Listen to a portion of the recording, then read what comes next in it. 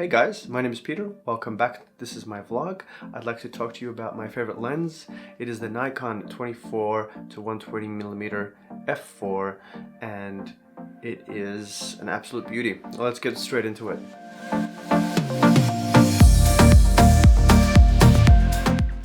So this, I call it the Goldilocks lens. Goldilocks because it's just right. That's why I like to call it that. And the reason it's just right is because it fits all the boxes for kind of the most versatile lens you can use. So I want to go through the pros and cons of this lens. I think as a summary, I'm just get straight into it. This is probably the best lens you can buy for travel that you can get out of all of the primes and zoom lenses. This is really number one. It's versatile, it's easy to use, it's pretty sturdy. It's got a really good minimum focusing distance, and it does pretty sharp photos, great videos. I'll go through the pros and cons, and we'll go through a bit of the autofocus and some of the lens breathing compensation in the video. So first, let's go through all the pros of this lens. The first one is obviously the zoom range. We've got a really good zoom range of 24 to 120, so you can do your wide angle shots at 24, and you can do your kind of like distance like short telephoto shots up to 120 at f4. It's sharp across the board from 24 to 120. It is light, easy to carry, so it's really portable. The second pro is the minimum focusing distance. Now, minimum focusing distance here is I'm not sure exactly what it was. I'll probably write it down, but you can get close enough, I think, maybe 2-3 feet or maybe half a meter or so, something like that, maybe a bit less, and you can still get really beautiful photos close up at 120 millimeters. So I've actually used this for some of our shots of our photos on our Instagram site, kind of like a semi-macro kind of shot. It's not like a full macro. You're not going to get the the 1:1 or 2:1 zoom. You're not going to get sharp macro like that, but you're going to get some good enough shots to get really kind of subtle, soft backgrounds when you're really close. So another pro is that it is very inexpensive relative to pretty much every other lens. So relative to, say, the 24 to 70 2.8, the 70 to 200 2.8, pretty much any of the high-end primes. So the 35, sorry, the 50 1.2, the 85 1.2. So in terms of pricing, it is an excellent price for the kind of quality that you're getting. Another real good pro is the sharpness. It is extremely sharp for photos.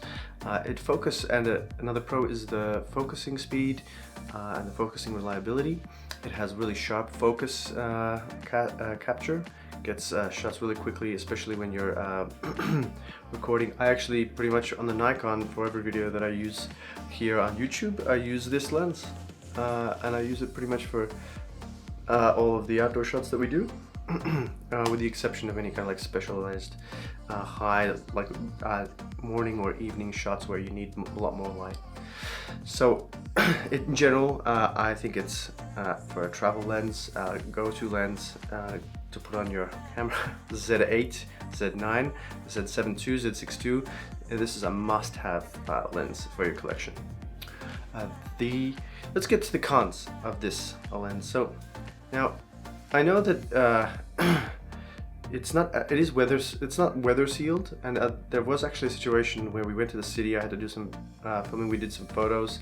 I had this open, and we took a number of really nice photos, and then noticed on one of the backgrounds that there was this blue dot, and I thought, oh no, I thought there was something wrong with the sensor. I had, we were checking out the camera, looking to see if there's an issue with the sensor. Was to clean the sensor. Took some photos with a different lens, and it didn't seem to have the same effect.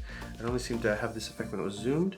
And it was actually, I'm not sure what it was, but we used the blower on the inside here, and then did a blower on this side, and you can actually see, I'm not sure, you can actually see here there, when you zoom in and out, you actually see on the inside there was a layer. See, it opens up here, and I think for some reason it opened up in here when you zoom.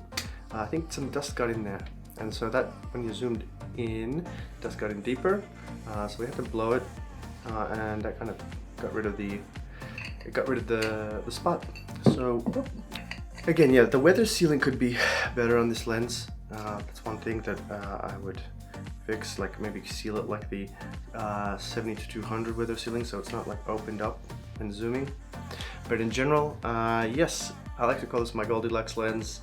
It is my favorite go-to lens for every occasion, and I highly recommend it. And thanks guys. We're gonna jump into some video tests for autofocus, so you can see it's got good for autofocus, like I mentioned, but it's also got good focus breathing. Like it doesn't have as much focus breathing, so it's good for video, and we can get into that right now. So let's do it. Well, straight away, it's pretty obvious that the sharpness is quite good on the zoomed in end here. You can quite see, and then we kind of close in on the closer leaves. It's fully up to 120 millimeters. All quite sharp. Everything's really sharp. We'll zoom out to something further away. There we go. That's also very sharp. We'll just go down to 24, 35. Again, everything stays sharp, really clear. Beautiful lens. This is at F4 at the moment.